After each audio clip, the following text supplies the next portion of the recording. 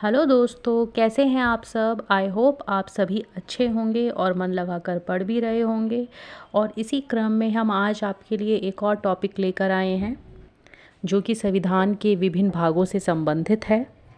दोस्तों, ये आपको बहुत सारे एग्ज़ाम्स में हेल्प करेगा और आपकी तैयारी को और मजबूती देगा।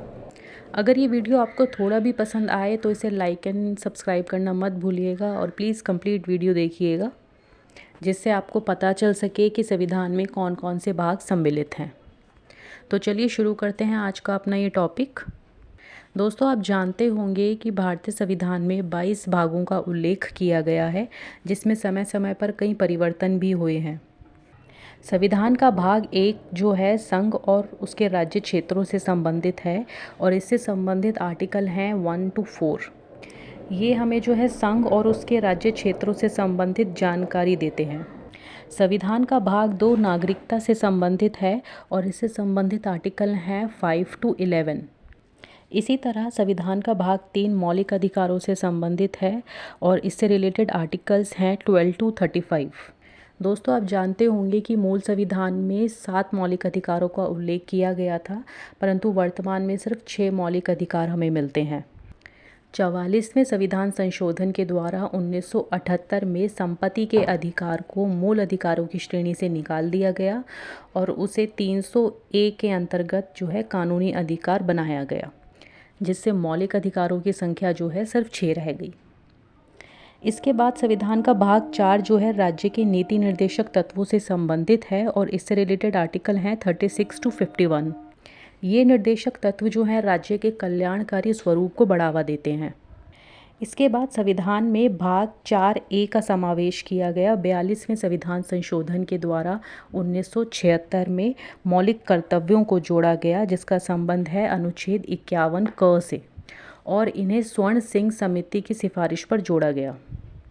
संविधान के भाग 5 का संबंध जो है संघ सरकार से है और इससे रिलेटेड आर्टिकल हैं 52 to 151 और इसमें संघीय कार्यपालिका, संसद, राष्ट्रपति, सर्वोच्च न्यायालय और नियंत्रक और महालेखा परीक्षक यानी कैग का वर्णन मिलता है।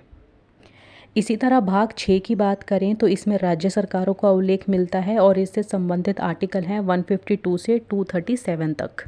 इसमें भी राज्य कार्यपालिका, विधानमंडल, राज्यपाल, हाई कोर्ट और अधीनस्थ न्यायालयों का वर्णन मिलता है। इसके अलावा दोस्तों, भाग 7 का संबंध राज्यों से संबंधित पहली अनुसूची के खंड ख से था, जिससे रिलेटेड आर्टिकल था 238, जिसका अब निरसन किया जा चुका है, समाप्त किया जा चुका है। भाग 8 का संबंध संघ राज्य क्षेत्रों से यानी कि यूनियन टेरिटरीज से है और इससे रिलेटेड आर्टिकल्स हैं 239 से 242 तक।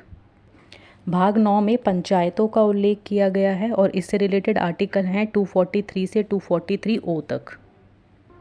इसके बाद भाग 9A को 74वें संविधान संशोधन के द्वारा 1992 में जोड़ा गया, जिसमें नगर पालिकाओं का उल्लेख किया गया है और इससे रिलेटेड आर्टिकल्स जो हैं वो हैं 243P से 243ZG तक। इसी तरह भाग 9B का जो समावेश है वो 97 संविधान संशोधन के द्वारा 2011 में जोड़ा गया और इसके द्वारा सहकारी समितियों का उल्लेख किया गया है और इससे रिलेटेड आर्टिकल हैं 243ZH से 243ZT तक। आगे देखें तो दोस्तों, भाग 10 का संबंध जो है अनुसूचित और जनजातीय क्षेत्रों से है और इससे संबंधित आर्टिकल हैं 244 से 244A तक, यानी कि 2 आर्टिकल इसमें सम्मिलित हैं। भाग 11 संघ और राज्यों के बीच संबंधों की चर्चा करता है और इससे रिलेटेड आर्टिकल हैं 245 से 263 तक और ये 2 तरह के संबंधों की चर्चा करते हैं, एक विधायी संबंध, दूसरा प्रशासनिक संबंध। इसी तरह भाग 12 में वित्त, संपत्ति, संविदाएं और वाद से संबंधित उपबंध दिए गए हैं और ये जो अनुच्छेद हैं वो है 264 से 300A तक। दोस्तों, आप जानते होंगे 44वें संविधान संशोधन के द्वारा 1978 में संपत्ति के अधिकार को मूल अधिकारों की श्रेणी से निकालकर 300A के तहत कानूनी अधिकार बना दिया गया था और उसे भाग 12 में डाला गया था। वो 300A भाग 12 में सम्मिलित है। इसके अलावा केंद्र और राज्य के बीच वित्तीय संबंधों की चर्चा भी भाग 12 में दी गई है। इसी तरह भाग 13 जो है भारत के राज्य क्षेत्र के अंदर व्यापार, वाणिज्य और समागम से संबंधित है और इससे रिलेटेड आर्टिकल हैं 301 से 307 तक। संविधान के भाग 14 में संघ और राज्यों के अधीन सेवाओं का वर्णन किया गया है और इससे रिलेटेड आर्टिकल हैं 308 से 323 तक, यानी कि 308 से 323 तक। दोस्तों, इसके आगे भाग 14A को जो है 42वें संविधान संशोधन के द्वारा 1976 में जोड़ा गया, जिसके अंदर अधिकरणों का उल्लेख किया गया है और इससे रिलेटेड आर्टिकल हैं 323A और 323B, यानी कि 2 आर्टिकल इसमें सम्मिलित हैं। भाग 15 की बात करें तो निर्वाचन यानी कि इलेक्शन से संबंधित है और इसमें आर्टिकल हैं 324 से 329A तक। भाग 16 का संबंध कुछ वर्गों से संबंधित विशेष प्रावधानों से है और इसमें सम्मिलित आर्टिकल्स हैं 330 से 342A तक। और संविधान का भाग 17 जो है राजभाषा से संबंधित है और इससे संबंधित आर्टिकल हैं 343 से 351 तक।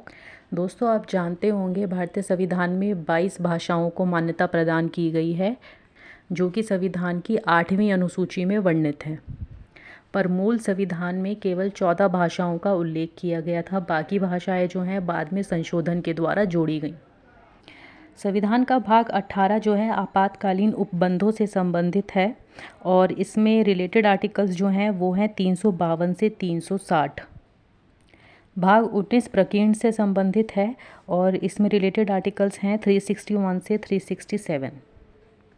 भाग 20 हमें संविधान के संशोधन के बारे में बताता है और इसमें केवल एक अनुच्छेद का उल्लेख किया गया है, वो है 368। भाग 21 में अस्थायी, संक्रमणशील और विशेष उपबंध किए गए हैं, जो आर्टिकल्स हैं 369 से 392 में। और भाग 22 जो है संक्षिप्त नाम, प्रारंभ, हिंदी में प्राधिकृत पाठ और निरसन से संबंधित है और इसमें 3 आर्टिकल दिए गए हैं 393, 394 और 395। दोस्तों, ये वीडियो आपको थोड़ा भी पसंद आया हो, थोड़ा भी अच्छा लगा हो और आपको यूज़फुल लगा हो तो प्लीज़ आप इसको लाइक एंड सब्सक्राइब करना मत भूलिएगा। Thank you.